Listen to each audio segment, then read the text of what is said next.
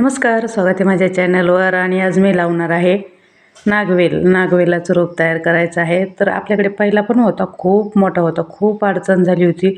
पूर्ण गार्डन त्यांनीच भरून गेलं होतं आपलं. मागचे व्हिडिओ आहेत 2 माझ्या चॅनलवर, तर नक्की बघा. आणि कशाप्रकारे आपण त्याची काळजी घेतो हे सुद्धा मी त्यात सांगितलेलं आहे. तसं मी व्हिडिओ खाली त्याचे देणारच आहे. तर नक्की तिथे जाऊन तुम्ही तो व्हिडिओ बघू शकता. तर एवढं ठेवलं होतं आम्ही, कारण याची रोपं तयार करायची आहेत ना, म्हणून हे थोडंसं ठेवलं होतं. बाकी इतकं मोठं होतं, खूप मोठं होतं हे. म्हणजे पूर्ण गार्डन त्यांनीच हे झालेलं होतं. हे साईड पूर्ण भरून गेलेली होती. तर म्हणून ते काढून टाकलेलं आहे. आणि ते गुलाबाच्या कुंड्या होत्या तर त्या दुसरीकडे ठेवलेल्या आहे. तरी पण हे बघा, हे असं ते ना कुंड्याला वेढा देत चालतं म्हणून. आणि आता खूप इकडे उंच गेलेलं आहे. तर एक छोटंसं रोप मी तयार करणार आहे. तर आपण कशाप्रकारे करणार आहेत चला बघूया. तर एकदम छोटंसं, मला आहे ना खरं तर हे पुण्याहून आलं होतं, छोटंसं आलं होतं 2 पानाचं. तर ते मी कुंडीत लावलं होतं. त्याने कुंडी सोडून दिली आणि दुसरीकडेच इतकं वाढून गेलं होतं ना. तर त्यामुळे तरी बघा, अशा प्रकारे आपण याचं रोप तयार करणार आहोत. तर हे मुळ्या आहेत ना, ह्या मुळ्यापासून कट करून घेतलं ना की मग ते फुटतं, लवकर रोपतं आणि फुटतं पण, कारण त्याला पहिलेच मुळ्या आलेल्या असतात. आणि ते मुळ्या रवत असं उंच जातं. आमच्या तर पूर्ण भिंतीचा कलर वगैरे त्या मुळ्याने निघाला होता. तर मी अशा प्रकारे कट करून घेणार आहे.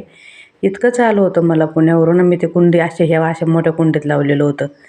तर ते खूप मोठं होऊन गेलं म्हणून ते काढून टाकलं आणि आता नवीन रोप तयार करते. तर आपण बघूया कशाप्रकारे मी लावणार आहे. तर अशा प्रकारे कट करून घेतलेलं आहे. जिथे मुळे आलेले आहेत ना, ते मी काही जास्त मोठं नाही वेल काढलेला, कारण कुंडीच छोटी आहे.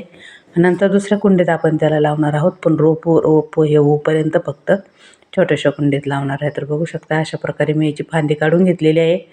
तिला 4-5 ठिकाणी मुळे आहेत आणि त्यामुळे आपण कुंडीत माती भरून पुरून देणार आहोत. तर व्यवस्थित छान असं रोपतं. तर मी छोटीशी कुंडी घेतलेली आहे. हे बघा, हे असं असलं तरी जमतं लावायला.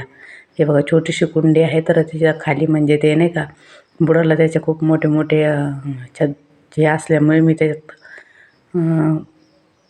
काय आहे ते, गव्हाचं भूस टाकून घेतलेलं आहे. आणि गव्हाचं भूस टाकल्यानंतर आपण त्याच्यावर माती टाकणार आहोत. कारण काय होतं, पाणी जास्त मग माती पण होऊन जाते ना, म्हणून. तर म्हणून मी गव्हाचं भूस टाकून घेतलेलं आहे. आणि आता कुंडी ही खत मिक्स माती आहे. सगळं मिक्स करून ठेवलेली माती आहे. कोकोपीट, खत, राख, शेणखत, लेंडी खत, सगळं खत आहे.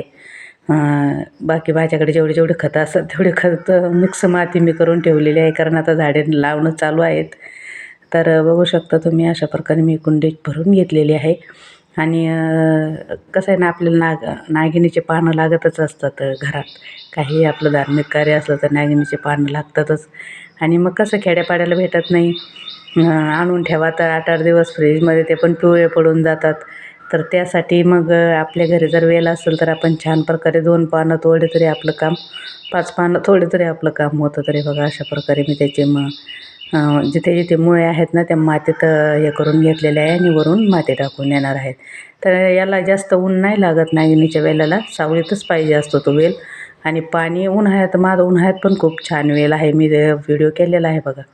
कुणाकुणाचा उन्हाळ्यात हा वेल टिकत नाही, पण सावलीत असला की छान टिकतो. तर त्यासाठी मी आता ही कुंडी पण सावलीतच ठेवणार आहे. आणि खूप छान पानं येतात याला. खायला पण खूप छान लागतात. एकदम चविष्ट पान आहे हे. तर बघू शकता, जरा पाणी जाड असतं म्हणजे नाही का, आणि असं घट्ट असतं लय, म्हणजे हे नाही. आपलं ते दुसरं पाणी वेगळं असतं, हे पाणी वेगळं आहे.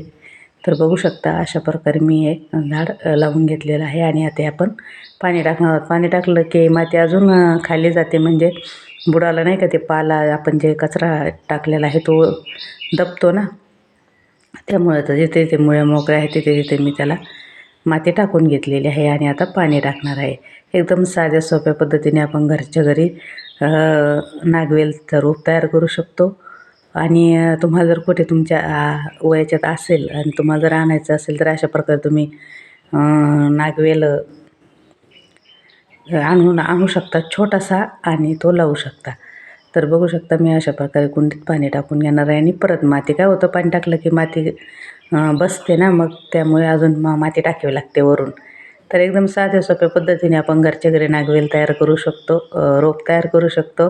आणि आपल्या गार्डनमध्ये म्हणा, किंवा आपण कुंडीत, तुम्ही कुठे कुंडी ठेवत असताल आपल्या नाही का गॅलरीत वगैरे, हॉलच्या गॅलरीत वगैरे, तर तिथे पण छान प्रकारे येतो. मी बऱ्याच जणींचे बघितलेले की दारासमोर पण असतं तर खूप छान असं. आणि आता मी ज्यावेळेस मोठ्या कुंडीत लावल ना त्यावेळेस त्याला हे बघा ही माती घेतलेली आहे. मी माती अशी वेगळी काहीच नाही आहे, फक्त खत हे करून माती घेतलेली आहे.